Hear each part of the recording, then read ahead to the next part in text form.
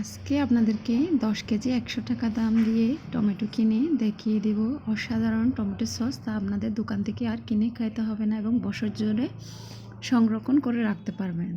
তো চলে যাচ্ছে আমি টমেটো সস বানানোর জন্য। আমি এখানে 10 কেজি টমেটো নিয়ে ধুয়ে পরিষ্কার করে নিয়েছি এবং একটি সুতি কাপড় দিয়ে পানিগুলো তুলে নিয়েছি।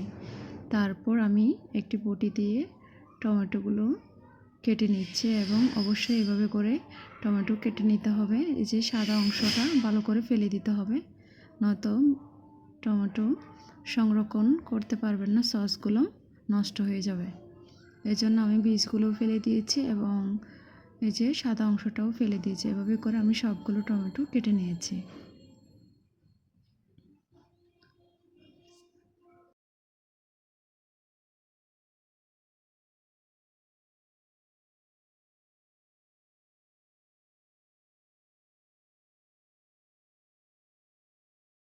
তারপর আমি সিদ্ধ করার জন্য চলে যাচ্ছি।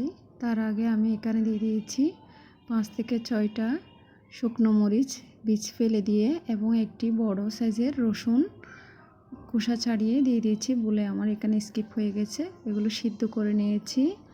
তো সিদ্ধ করার জন্য ঠান্ডা করে নিচ্ছি। আমি উপরে একটা কাগজ দিয়ে দিয়েছি ময়লা না পড়ে, যাতে এবং বাষ্প না পড়ে।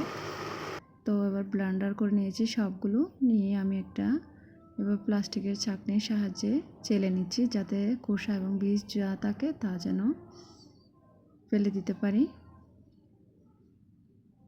এভাবে করে আমি সবগুলো ছাঁকনি দিয়ে চেলে নিয়েছি।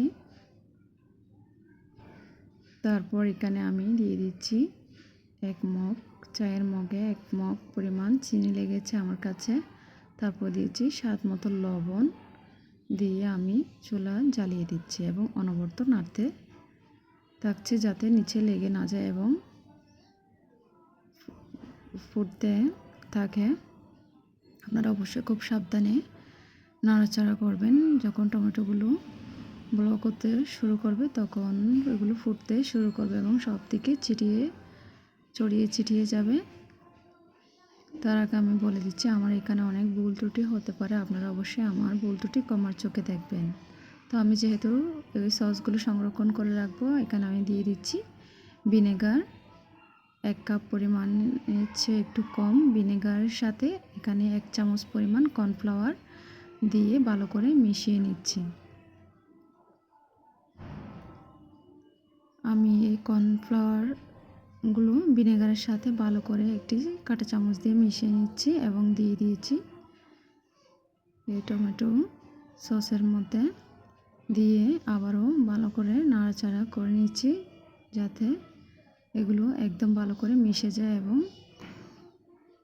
কর্নফ্লাওয়ার দিলে কি হয়, একটু সসগুলো ঘন হয়, এজন্য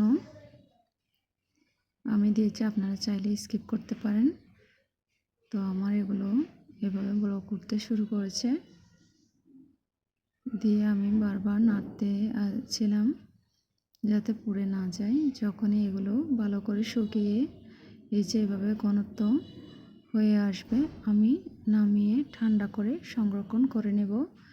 যে কোনো প্লাস্টিকের জারে বা কাচের জারে আপনারা সংরক্ষণ করে ফ্রিজে রেখে দিতে পারেন, নর্মাল ফ্রিজে, বছর জুড়ে। তো কেমন লেগেছে আমার এই টমেটো সসের রেসিপিটা অবশ্যই কমেন্ট করে জানাবেন এবং ভিডিওটি যদি ভালো লাগে লাইক কমেন্ট শেয়ার করে আমার পাশে থাকবেন। আসসালামু আলাইকুম, দেখা হবে অন্য ভিডিওতে।